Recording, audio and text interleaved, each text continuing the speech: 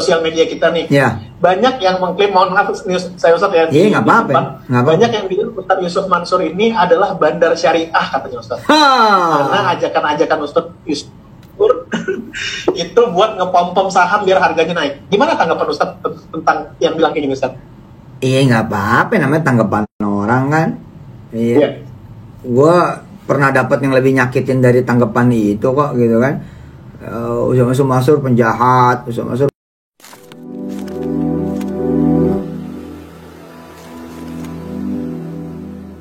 Assalamualaikum warahmatullahi wabarakatuh. Welcome back to my channel Detektif D. Ya teman-teman, kita ngomongin mansurmologi lagi ya. Karena sebenarnya materi mansurmologi ini cukup banyak, karena Yusuf Mansur cukup banyak juga ngomong di media, terutama di YouTube ya.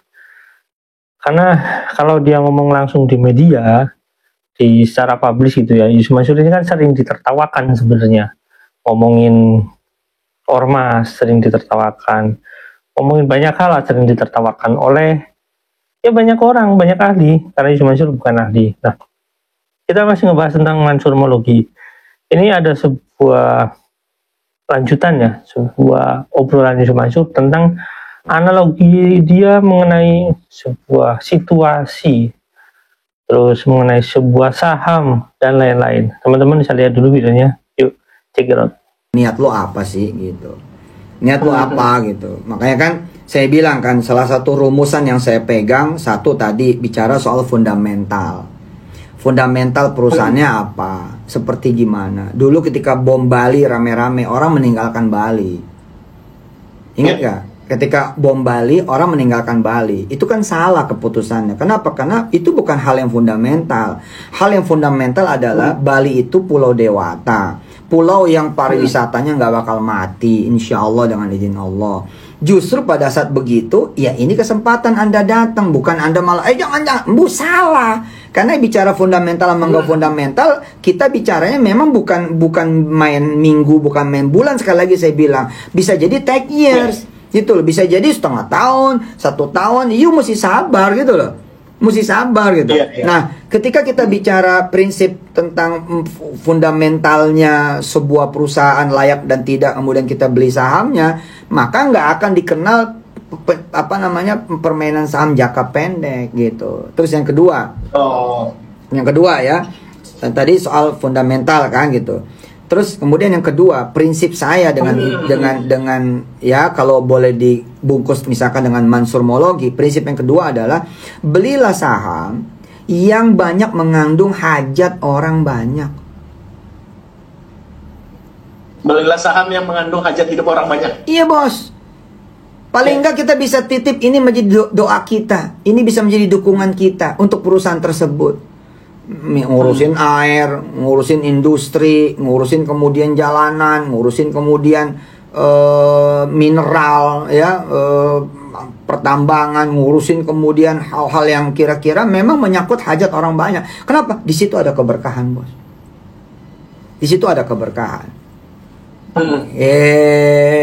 Itu aja lah, 2 dulu dipegang lah. Oke, itu menarik banget sih Ustadz. Jadi emang benar-benar Ustadz Yusuf Mansur ini adalah seorang investor yang nggak bermain jangka pendek, tapi bermain jangka panjang. Mungkin 1 tahun, atau 2 tahun, 3 tahun.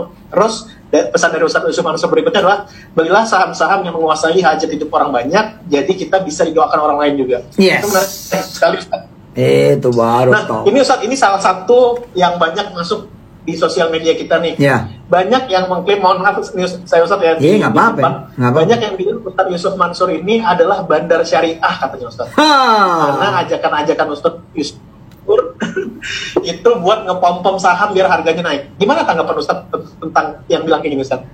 Iya, nggak apa-apa, namanya tanggapan orang kan. Iya. Gue pernah dapat yang lebih nyakitin dari tanggapan itu kok gitu kan. Yusuf Mansur penjahat, Yusuf Mansur pembohong, bahkan pernah ada yang bilang gue munafik, kafir gitu. Jadi kalau cuma disebut pom-pomers ya oke lah ya. Artinya gini lah, kalau emang buat naikin syariah kenapa enggak gitu loh. Oke kan? Oke nggak? Emang ada yang salah misalkan gitu, kalaupun iya bener buat naikin yang syariah, kenapa kita harus kemudian bilang enggak? Kalau emang itu bener bisa, ya why not? harus kita naikkan, harus kemudian kita muliakan, harus ini menjadi dicari sama anak-anak muda Indonesia. Paling nggak mereka beririsan dengan hal-hal yang sifatnya syariah. Oke kan? Tapi saya ingin mengatakan bahwa saya nggak ada urusan dengan bandar manapun. Nggak ada urusan. Nggak ada urusan. Saya nggak ada urusan dengan, makanya teman-teman gini ya, teman-teman ini juga mesti hati-hati.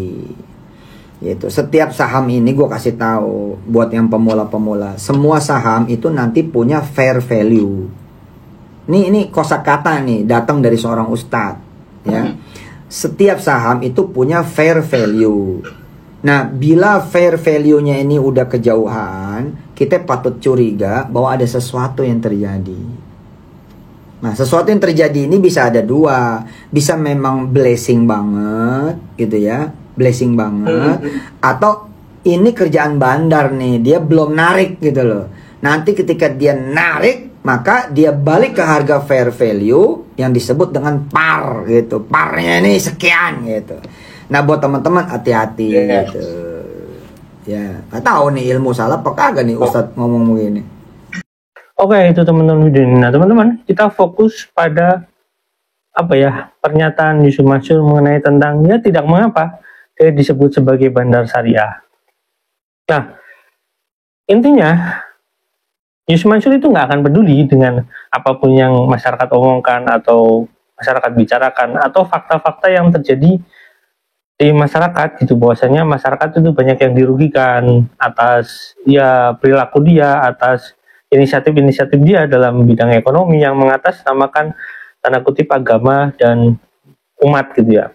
Nah, dia nggak peduli dengan kata-kata bandar syariah, walaupun ya apa ya, dalam kategori ini Yusuf Mansur itu sebenarnya menjelaskan bahwasanya dia itu peduli dengan ekonomi syariah gitu, makanya dia menyarankan ya bandar-bandar apa namanya, emiten-emiten syariah, walaupun dia juga mengatakan bahwasanya dia juga sebenarnya nggak bisa bicara sepenuhnya syariah karena saham Garuda pada prinsipnya bukan syariah. Nah, itu dia memahami konsep syariah aja Yusuf Mansur nggak paham di sini gitu ya.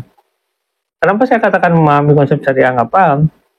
Padahal kalau kita lihat secara ya, kita lihat akademisnya Yusuf Mansur, dia itu kan sarjana hukum Islam, otomatis dia itu belajar nih, belajar tentang syariat Islam, belajar tentang hukum-hukum Islam.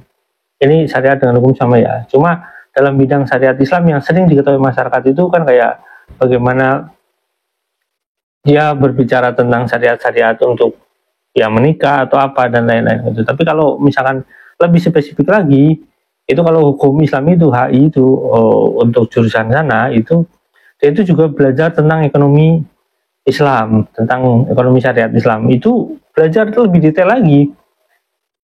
Karena saya juga belajar di sana ya teman-teman, dan tentang syariat itu udah lama, semenjak kakak angkatan saya udah berbicara tentang ya syariat, perbankan syariah dan lain-lain, itu banyak sekali, bahkan diadopsi di Australia. Nah, Yusuf Mansur ini nggak paham tentang yang dia katakan sendiri. Ya nggak apa-apa lah jadi bandar syariat gitu ya. Ya dia itu maksudnya bandar syariat itu sebagai orang yang mempromosikan syariat, atau dia itu sebagai dalam tanda kutip ya bandar tapi ngaku-ngaku syariah. Nah, dia itu nggak paham. Padahal orang yang memuja dia itu mengatakan bahwasanya ya dia itu bandar yang pura-pura jadi syariah. Artinya dia tukang ngepom-pom saham mengatasnamakan syariah. Kenapa? Karena saham-saham emiten syariah di Indonesia itu kan jumlahnya nggak banyak. Tapi yang dia promosikan, misalkan seperti waktu itu ada salah satu saham perusahaannya yang dibeli sama Yusuf Mansur gitu ya, yang ada tulisan tower-towernya gitu ya. Saya nggak mau menjelaskan, nggak mau mempromosikan. Yang jelas kurang lebih saham yang seperti itu yang nggak ada syariah-syariahnya. Terus Yusuf Mansur itu bandar syariah, artinya adalah dia itu mempompom saham mengatasnamakan agama, itu yang disebut bandar syariah. Yusuf Mansur nggak ngerti di sini, padahal dia itu belajar tentang hukum syariah itu. Disebut juga Yusuf Mansur mengakui Yusuf Mansur disebut penjahat, disebut pembohong gitu ya. Kalau orang lain mengatakan Yusuf Mansur penjahat itu wajar. Kenapa? Karena orang lain, bukti orang lain itu mengatakan bahwa Yusuf Mansur itu pasti ada buktinya. Dan saya juga punya banyak bukti di sini. Ada transaksi yang masuk ke Yusuf Mansur secara pribadi ke rekening dia, dan Yusuf Mansur tidak mengakuinya, itu buktinya teman-teman. Pembohong jelas lah, Yusuf Mansur bicara sekarang apa, besok apa, sering sekali berbohong jelas, itu udah fakta yang nggak bisa terbantahkan. Nah, terus soal MNC Capital, saya nggak tahu dia itu beli jumlah yang sangat besar itu, MNC Capital itu apakah dari uang yang dikumpulkan Paytrend Asset Management ini, atau dari apa? Atau dari program-program yang ada di Paytrend kah? Atau program-program umroh kah? Dari ya PT umroh mereka, terus kemudian dikumpulkan uangnya, terus kemudian untuk beli sana, atau ya kita nggak tahu dari uang sedekah atau bagaimana. Yang jelas nilainya sangat besar, ya 80 miliar lebih, dan emiten ini nggak ada hubungannya dengan syariah. Jadi kalau misalkan orang menghujat Yusuf Mansur berkata bahwasanya Yusuf Mansur itu bandar syariah, betul. Kenapa? Dia bandar tapi mengaku syariah. Padahal dia berinvestasi di MNC Capital yang nggak ada syariahnya menurut saya. Itu pendapat saya teman-teman. Teman-teman bisa cek lah. MNC Capital itu apa ada syariahnya atau bagaimana. Ini MNC Capitalnya ya sesuai dengan Yusuf Mansur dalam tanda kutip di situ berinvestasi. Menurut saya nggak ada. Kalau nanti MNC bikin bank MNC syariah ya terserah lah.